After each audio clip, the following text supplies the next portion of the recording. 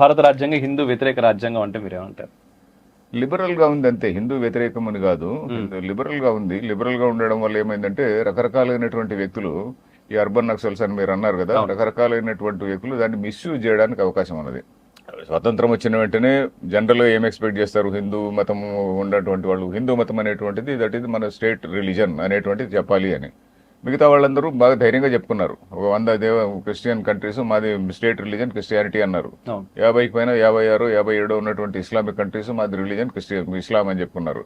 మన వాళ్ళు ఆ ధైర్యం లేకపోయింది. మన వాళ్ళు ఆ ధైర్యం లేదు. నో మనమంతా సెక్యులర్ అన్నమాట. అప్పుడు రాకపోయినా కూడా మనమంతా మతానికి అతీతమని ఏదో పెద్ద భేదావుల కింద చెప్పుకున్నారు.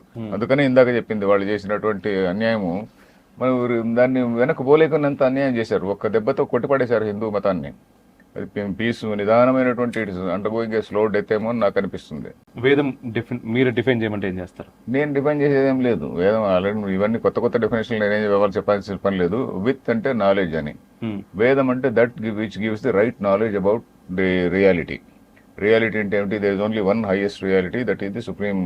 మనం రియాలిటీ అంటే మనం ఏదైతే బ్రహ్మ అని అంటామో, బ్రహ్మ అంటే మళ్ళీ 4 తలల బ్రహ్మ కాదు.